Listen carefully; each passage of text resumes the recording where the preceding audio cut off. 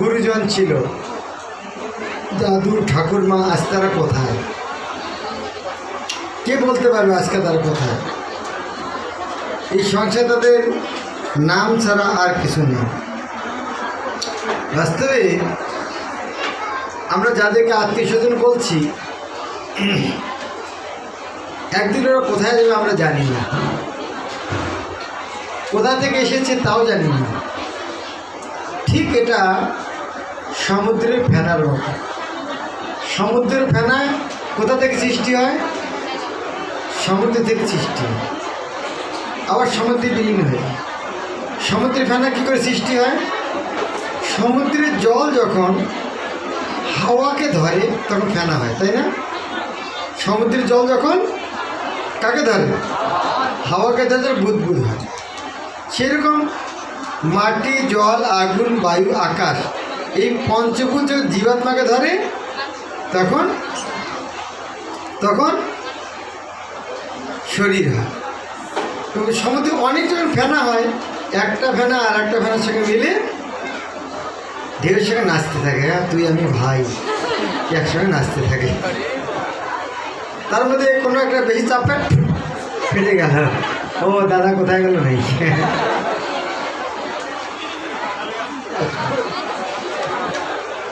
তো কোথায় গেল নেই, তো আমাদের অবস্থাটা ঠিক তদ্রুপ। তাহলে আমাদের এই সবার অবস্থাটা কিসের সঙ্গে তুলনা করা হচ্ছে? কিসের সঙ্গে তুলনা করা হচ্ছে? মানুষ জীবকে কিসের সঙ্গে তুলনা করা হলো?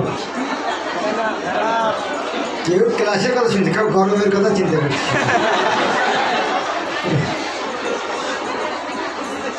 মানুষকে প্রত্যেক কিসের তুলনা করা হচ্ছে? সমুদ্রের বুদবুদ। সমুদ্রের ফেনা ক্ষণে সৃষ্টি, ক্ষণে লয়। সেই রকম পঞ্চভূতির দেহতাতা হয়ে যায় না, কিন্তু তাদেরকে নিয়ে আমরা ওই দেহটাকে আমরা আত্মীয় বলি। তাদেরকে কি বলি? আত্মীয় বলি না? কিন্তু প্রবাদ ভাই, এর মাথায় চিন্তা করো, আত্মীয় কথার অর্থ কী? আত্মীয়তার অর্থ কী? আত্মার সঙ্গে সম্পর্ক। তাহলে ওই দেহের সঙ্গে সম্পর্ক, যে তাকে তুমি আত্মীয় বলছো কেন? প্রবাদ বলছেন ওটার নাম হচ্ছে চর্মরোগ। কেন? তোমার চামড়াটা আমার চামড়াটা, এই দেশের আমরা দেশি ভাই, যোগাযোগ কিসের মাধ্যমে? চামড়া দিয়ে। তুমি আর ওই ভাই ভাই, এক মার কাছ থেকে এই দুটো চামড়া এসেছে, সেই জন্য এই রোগটার নাম হচ্ছে চর্মরোগ। সবাই চর্মরোগের দ্বারা আক্রান্ত। তাই এই যে আমরা আত্মীয় বলছি, এটা আত্মীয় নয়। আত্মীয় কখন হয়? আত্মীয় হয় আত্মার সম্বন্ধে। আত্মীয় কিসে হয়? আমাকে আমার ঠান্ডা গরম হলে ভালো লাগে। আত্মীয়, আত্মীয় কাকে বলে? আত্মার সম্পর্কে। তাহলে আত্মার সম্পর্কে কী করে হবে? এখানে অনুপাত তারপর বলছেন আত্মার সঙ্গে আত্মীয়তাটা ভালো করে কখন হবে? যেমন এই আঙ্গুলটার সঙ্গে এই হাতটার সঙ্গে এই হাতটার বন্ধুত্ব আছে? এই হাতটার সঙ্গে এই হাতটার বন্ধুত্ব আছে? হ্যাঁ কি না? নাই। এই হাতে মশাল, এই হাতে যাবে তার হাতে, তো বন্ধুত্ব নেই। এই হাতের সঙ্গে হাতে বন্ধুত্ব আছে? বন্ধুত্বটা কখন আছে? যখন শরীরের সঙ্গে লাগানো আছে। শরীরের সঙ্গে লাগানো না থাকলে এই হাতে কোনো বন্ধুত্ব আছে? ঠিক বলছি না কঠিন কথা বলছি? এই হাতের সঙ্গে এই হাতে বন্ধুত্ব কতক্ষণ? যতক্ষণ দেহের সঙ্গে লাগানো আছে। একটা গাছের শাখা আর একটা গাছের সঙ্গে বন্ধুত্ব আছে? আছে। কতক্ষণ? গাছের সঙ্গে লাগানো আছে। এক জীবাত্মার সঙ্গে আরেক জীবাত্মার বন্ধুত্ব আছে কখন? যখন পরমাত্মার সঙ্গে যোগাযোগ আছে। যে পরমাত্মার সঙ্গে যোগাযোগ নাই। ঠিক যেমন এক হাত যদি শরীরের সঙ্গে লাগানো থাকে, এক হাত আর একটা বন্ধু হতে পারে না। সেই রকম আত্মা যদি জীবাত্মার সঙ্গে যুক্ত না থাকে, সে জীবাত্মা বন্ধু হতে পারে না। কিন্তু সবাই যদি পরমাত্মার সঙ্গে যুক্ত হতে, সারা দিনে কী হয়ে যাবে? আমাদের কী হবে? আত্মীয় হয়ে যাবে। সারা দুনিয়া আত্মীয় হয়ে যাবে কিনা? পূর্বক বলছেন আত্মীয় সবাই ভাই, যত জীবকুটি। হে ভাই, ও সব আত্মীয় তোমার, সব জীবাত্মা তোমার কি? সব জীবাত্মা তোমার হ্যাঁ ভাই। আত্মীয় তোমার ভাই, সব জীবকুটি সবাই। কৃষ্ণের সম্বন্ধে তা হয় পরিপাটি। যখন কৃষ্ণের সঙ্গে সম্পর্ক, তখন আত্মীয়, তা না হলে হবে। কিন্তু এই আত্মীয়তারা কখন ভুলে গেল? প্রশ্ন হচ্ছে, আমরা যে এইরকম আত্মীয় ছিলাম, কবে থেকে এই কথাটা ভুলে গেলাম? তাই না? মনে প্রশ্ন আসছে যে আচ্ছা ঠিক আছে, আমরা আত্মীয় আগে থেকে ছিলাম, কিন্তু ভুললাম কবে থেকে? কবে ভুললাম? ভোলার কারণটা বলছেন, কৃষ্ণ বলে সেই জীব ভোগবাঞ্ছা করে, মায়ার সংসার তাই যা করতে। এই ভুললাম কখন? যখন এককভাবে ইন্দ্রিয় তৃপ্তি করতে যাচ্ছি, তখন মায়ার সংসার তাকে জাপ করতে। আর যখন মায়া যখন জাপটে ধরলো, তখন সে কী করে? ইন্দ্রিয় তৃপ্তি করার জন্য বিভিন্ন প্রকার কর্ম করে। আর বিভিন্ন প্রকার কর্ম করার জন্য কি হয়? বিভিন্ন প্রকার শরীর ধারণ করতে হয়। আমি যদি মনে করি এই শরীরে মনে করি এই বাজারে মাছ কিনে খেতে হয়, আমি যদি মাছ রাখা পাখি যেতে পারতাম, হ্যাঁ কিনে খেতে পারতাম। আর মানুষ খেতে হলে আবার রান্না করে খেতে হয়। মাছ রাখা পাখি হলে যখন কিছু খেতাম, আবার গাছে বসে হ্যাঁ গুনগুন করে গান গাইতাম, আবার খুঁজে লাগছে, আবার ধরে খেতাম, আবার আসিব ফিরে গান। হয়তো মানুষ নয়, শঙ্খচিল শালিকে আর কী সুন্দর হতো। মাছ ধরে ধরে খেতাম, এখন কিনে খেতে হয়।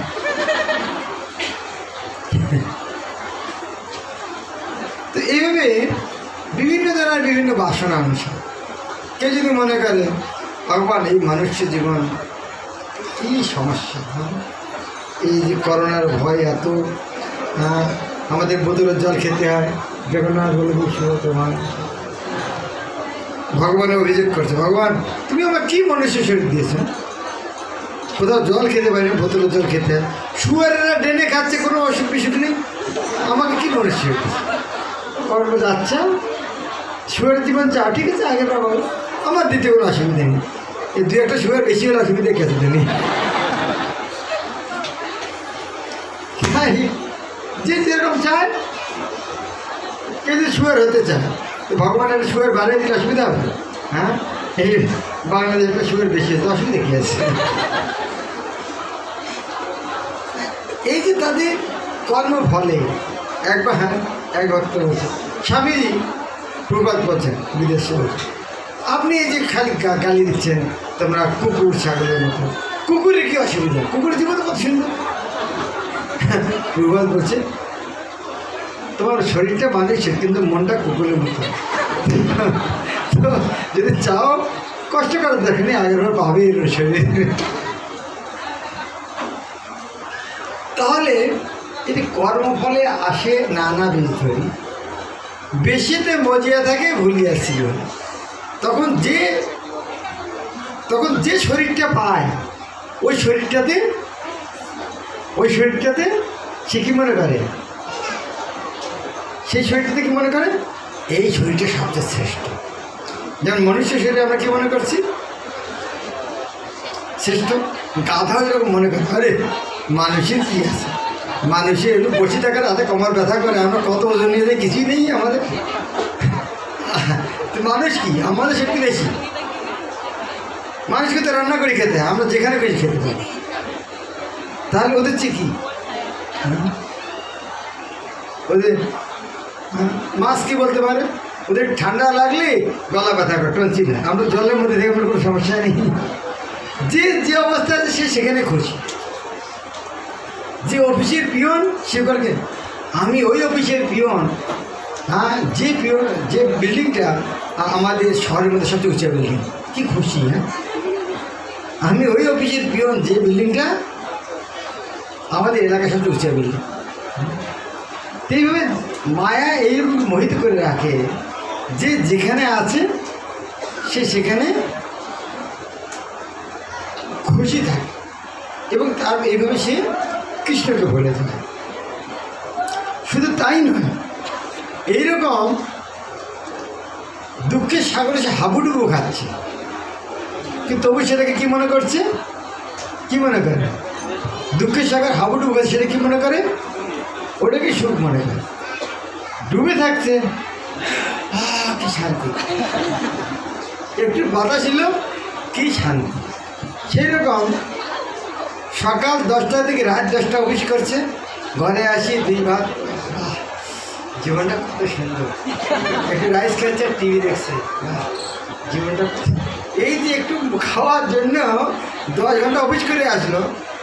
কোনো গরুকে বলে অফিস করতে হয়, গাধাকে অফিস করতে হয়? আর সে 10 ঘন্টা অফিস করে আসলো, একবার খাবে, সেটার জন্য আর নিজকে ভাবছে, না কি সুন্দর চাকরি। হ্যাঁ, এইভাবে দুঃখে হাবুডুবু খাচ্ছে, তবু সেটাকে কি মনে করছে, কি মনে করছে? সেটা বোঝানোর জন্য প্রভুপাদ আর একটা সুন্দর উদাহরণ দিয়েছেন। চিররোগী দুঃখভোগী শয্যাতে শুইয়া ভালো আছি আজ কহে হাসিয়া হাসি। মাসের পর মাস বিছনে শুয়ে আছে হাসপাতালে। কে যদি বলে রোগী, মামা কেমন আছেন? না বেটা আজকে ভালো লাগছে।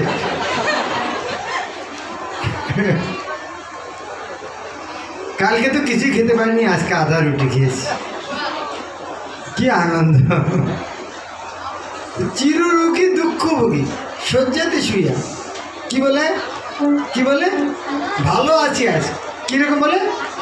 হাসি আছে, বাহ আজকে একটু ভালো লাগছে। রূপা তারপর বলছেন, দুঃখ পায় তার ভালো থাকার কথা। এইরকম লোক যদি বলে আমি ভালো আছি, এই শুনে দুঃখ, এই লোকে ভালো আছে কি এইরকম থাকতে চায়? তাহলে কি দুঃখ ভাই তার ভালো থাকার কথায়। মায়াগ্রস্ত লোকের ভালো এইভাবে হয় যে মায়া যারা আছে, তারা যারা বলছে আমি ভালো আছি, তাদের ভালোটা এইরকম। কেহ ভালো নাই হেথা তবু ভালো বলে। কেন কেন কেউ উত্তর দিতে পারে? অনার্স মার্ক দেবো। কেউ ভালো নাই হেথা তবু ভালো বলে, কেন বলে? হ্যাঁ, ভেরি গুড, তালি হয়ে যাও। মায়ের জন্য কেউ ভালো নাই হেথা তবু ভালো বলে, এই রূপে মায়া সব বদ্ধ জীবের ছলে। বদ্ধজীবকে ছলনা দেয়, বদ্ধজীবকে ছলনা করার জন্য, না তুমি ভালো আছো, তুমি কোথায় যাবে, এখানে তো খুব ভালো আছে, এভাবে বদ্ধজীবকে ছলনায় ভুলি জীব সর্বদা মশগুল। মায়া নাকি মরে তবু ভাঙে না কো ভুল। কত প্ল্যান করে তারা ভালো থাকিবারে, প্রকৃতি ভাঙিয়া দেয় সব বারে বারে। দৈবী হেসা গুণময়ী ভগবানের মায়া।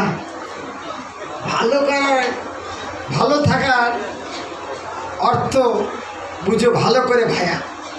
প্রভুপাদ বলছেন, কাঁধা কাঁধা নয়, ভাই বলছে, হে ভাই সাহেব, আপনি বলছেন ভালো আছি, এই ভালো থাকার অর্থটা বুঝুন, কাকে ভালো লাগে। দৈবী হিসা গুণময়ী মম ভগবানের মায়া। এই ভগবানের মায়াটা কি? কত নম্বর শ্লোক গীতা? কত নম্বর শ্লোক? সপ্তমে 14।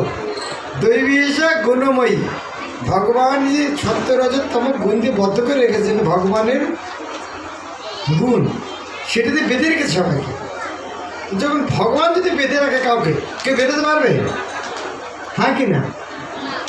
কাউকে যদি ভগবান বেঁধে রাখে, সে বেঁধেতে পারবে?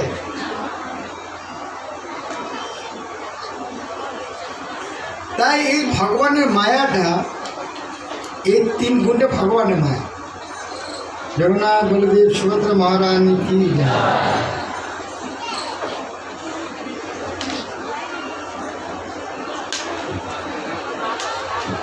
এই যে মায়া, এটা ভগবানের মায়া। তাই ভালো কাকে বলে এটা ভালো করে বোঝার চেষ্টা করে। এভাবে মানুষ যে ঘুরছে, মায়ার মধ্যে ঘুরছে, এবার কোথায় কোথায় ঘুরে বেড়াচ্ছে? নাগরদোলায় কোথায় কোথায় ঘুরছে?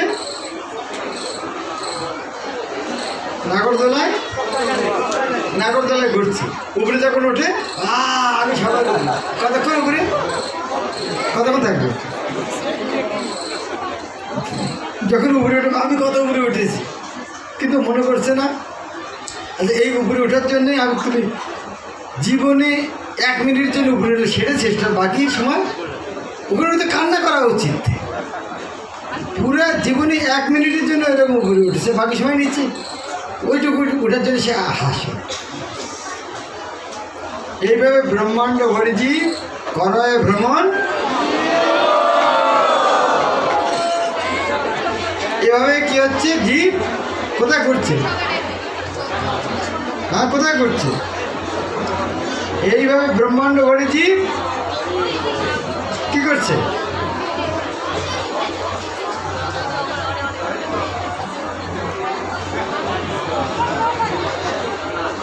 বাহ, ফ্যান এসে গেছে।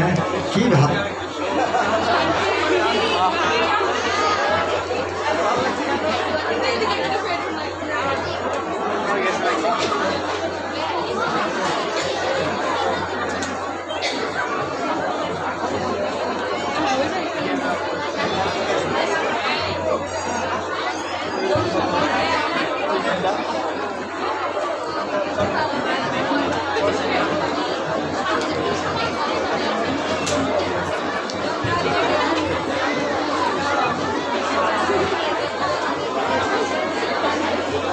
হরে কৃষ্ণ।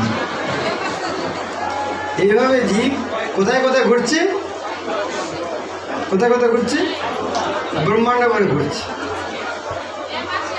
আর ঘুরতে ঘুরতে কি হয়? ব্রহ্মাণ্ড ভ্রমিতে কোনো, বলুন, ব্রহ্মাণ্ড ভ্রমিতে কোনো ভাগ্যবান জীব গুরু কৃষ্ণ প্রসাদে পায় ভক্তিলতা। এখন এই যে একটা বীজ পেয়েছে, ওটা ঘরে আসি ভেজে খায়, কি হবে? কি হবে? বীজ পেয়েছে, ভেজে খায়, কি হবে? কি হবে? শেষ।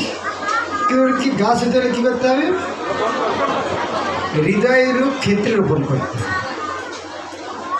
তখন কি হবে? সে ওই বীজটা একদিন একটা লতা হয়ে ভগবত ধামে পড়ছে। তো ভগবত ধাম যাবো কেন? ওখানে কি আছে? ভগবত ধামে এখানে যা কিছু আছে এগুলো তো আছে, এবং তার চেয়ে আরও অনেক বেশি কিছু আছে। বরং যারা নির্বিশেষের মধ্যে মায়াবাদী, তারা বলে ভগবান ধাম নিরাকার, তারা বুঝতে পারে না। আসলে এই জগৎটা হচ্ছে ভগবত ধামের প্রতিচ্ছবি, বিকৃত প্রতিফলন বলে। যেমন জলের পাড়ে, পুকুরের পাড়ে একটা আমের গাছ, আম ধরেছে, জলে আম দেখা যায়, কিন্তু আমটা কি জলে আছে? কোথায় আছে? গাছে আছে। দেখা যাচ্ছে কোথায়? জলে দেখা যাচ্ছে। সেরকম এই জগতে যেটা দেখা যাচ্ছে, ওটা কি দেখা যাচ্ছে? ছায়া দেখা যাচ্ছে। এখন না না, ওটা তো আমি মনে হয়। তো যাও জলে ঝাঁপ দাও। যখন জলে ঝাঁপ দিয়ে পাচ্ছ না, তখন তো একবার উপরে তাকানো উচিত। না না, এখানে আমি দেখি পুকুরে গিয়ে দেখতে পাচ্ছি। সে যখন বারবার জলে ঝাঁপ দিচ্ছে, একবার তো চিন্তা করা উচিত, আচ্ছা এখানে পাচ্ছি না কেন। একবার যদি বাতাসে উপর দিকে তাকায় তাহলে দেখতে পারে, কিন্তু সে এত লোভী, ওখানে থেকে মাত্র কার ঘোরাবে না। সেই এটা যদি তার প্রতিফলন হয়, তার মানে কি ওখানে সব কিছু আছে, কিন্তু মায়াবাদীরা মনে করে ভগবত ধাম নিরাকার, ওখানে কিছু নেই। না, প্রভুপাদ বলছেন ওখানে সব কিছু আছে, ওখানে সব রসের কেন্দ্র, রসের ভাণ্ডার। কৃষ্ণ হচ্ছেন রসের ভাণ্ডারী। রস মানে কি? রস মানে কি? রস মানে একটা বস্তু যার স্বাদ অত্যন্ত মধুর, এবং সেটা কাজটা হচ্ছে একজন আরেকজনকে যুক্ত করে। বোঝা গেল? সংজ্ঞাটা মনে রাখুন। রস মানে কি? একটা বস্তু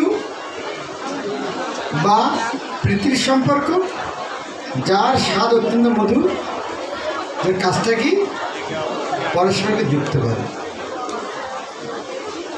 পাউডার খাওয়া যায়? জল না দিলে আটা খাওয়া যায়? কি লাগে জোরানোর জন্য? জল লাগে। জলটা কি কাজ? কি জোরানো। তো রসের কাজটা কি? রসের কাজটা কি? জোড়া লাগে। কার সঙ্গে কাজ জোড়া লাগানো দরকার? আত্মার সঙ্গে পরমাত্মা, সেটা যে জীবন উদ্দেশ্য। এই আত্মার সঙ্গে পরমাত্মার যে সম্পর্ক, সেই প্রীতি রস। এই রস আছে কত প্রকার? 5 প্রকার। শান্ত, দাস্য, সূক্ষ্ম, বাৎসল্য, মধুর। ভগবানের শান্ত রস, যেমন বৃন্দাবনে গাছপালা, পশু পক্ষী কৃষ্ণের সঙ্গে সম্পর্কিত শান্ত। কৃষ্ণের সেখানে দাসও অনেক আছে, রক্ত, পত্র, চিত্র আদি কৃষ্ণের দাস। তার চেয়ে উন্নত রস হচ্ছে কৃষ্ণের সখা, শ্রীদাম, সুদাম, অর্জুন, বলদেব, এর সঙ্গে সখা। তার চেয়ে উন্নত রস কি? হ্যাঁ, বাৎসল্য, পিতা মাতার সঙ্গে। তার চেয়ে মধুর হচ্ছে মাধুর্য। মাধুর্য মানে মধুর। মধুর শব্দ কোথা থেকে আসছে? মধু থেকে আসছে। সবথেকে ভালো খাবার, মিষ্টি খাবার কি? মধু। সে মধু থেকে এসছে মধুর রস, মাধুর্য রস, শ্রেষ্ঠ রস। চিৎ জগতে রস সব হয় উপাদেয়, মায়াতে তার ছায়া মাত্র কিন্তু সব। চিৎ জগতে যে রস সব উপাদেয়, এখানে সব তার ছায়া। এখন এই যে রস, কোনটা শ্রেষ্ঠ? মধুর। মধুর মাধুর্য রস। সেখানে মাধুর্য রসের অনেক ভক্ত।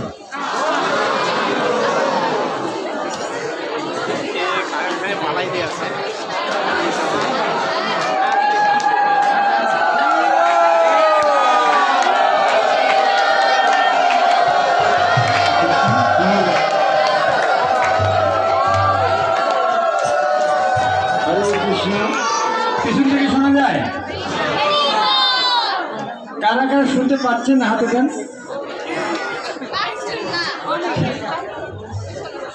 কারা কারা শুনতে পান হাত উঠান। ওকে, মাইক থেকে যতটা শোনা যায়। ওকে, আমরা কি নিয়ে আলোচনা করছিলাম? মাধুর্য রস, মধুর রস। মধুর রসে অনেক ভক্ত আছে বৃন্দাবনে আর দ্বারকার। কারা শ্রেষ্ঠ? বৃন্দাবনের গোপীরা আর দ্বারকার মহিষীরা। কারা শ্রেষ্ঠ? বৃন্দাবনে যারা গোপী তাদের মধ্যে শ্রেষ্ঠকে রাধারানী। তাই রাধারানীর ভাবে রাধা কৃষ্ণের সেবা হচ্ছে সর্বশ্রেষ্ঠ সেবা। তাই রাধারানীর এক নাম হচ্ছে হরা, যেহেতু কৃষ্ণের নাম হরি তাই রাধারানীর নাম হরা। তাই রাধারানীকে যখন ডাকি তখন কী বলি? রাধে। তাহলে রাধারানীর নাম যে হরা হয় তাহলে কী বলে ডাকবো? হরে। হরে মানে হে রাধারানী। তাহলে আমরা হরে কৃষ্ণ যখন বলছি তার মানে রাধা কৃষ্ণকে ডাকছি, কী জন্য ডাকছি?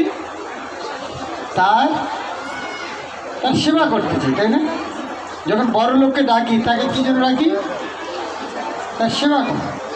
হরে কৃষ্ণ মহামন্ত্র মানে কি? রাধা কৃষ্ণের সেবা করা, সেবা করার জন্য প্রার্থনা করা।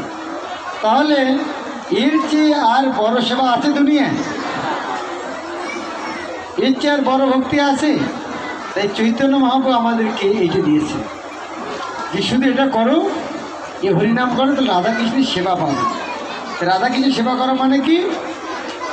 রাধাকৃষ্ণের প্রেম। কাউকে না ভালোবেসে তার সেবা করা যায়? হ্যাঁ কি না? যদি তার সেবা করা যায় তার মানে আমি তাকে ভালোবাসি, সে যখন সেবাটা নিচ্ছে সে আমাকে ভালোবাসে। হরে কৃষ্ণ মহামন্ত্র কীর্তন করা মানে কি? রাধা কৃষ্ণের প্রেম। সেটি হচ্ছে জীবনের সর্বশ্রেষ্ঠ। এরকম নয় যে এই ইস্কনের ভক্তরা এদের মাথায় বুদ্ধিশুদ্ধি কম, অন্য কিছু বেদ বেদান্ত পড়তে পারে না, কৃষ্ণ কৃষ্ণ করে চিৎকার করছে, না, সেটা না। কেন? এটি সর্বশ্রেষ্ঠ। তাই যারা হরে কৃষ্ণ মহামন্ত্র কীর্তন করে তারা হচ্ছে সর্বশ্রেষ্ঠ। বুঝা গেল? যারা হরে কৃষ্ণ মহামন্ত্র কীর্তন করে তারা হচ্ছে সবচেয়ে বুদ্ধিমান ব্যক্তি। তাহলে আপনি যদি বুদ্ধিমান হতে চান কী করবেন? বাড়িতে যা করবেন এখানে করবেন? হ্যাঁ, এখন কি করবেন? বাড়িতে যা করবেন এখানে করবেন?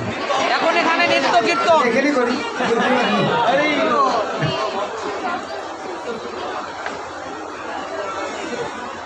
নমঃ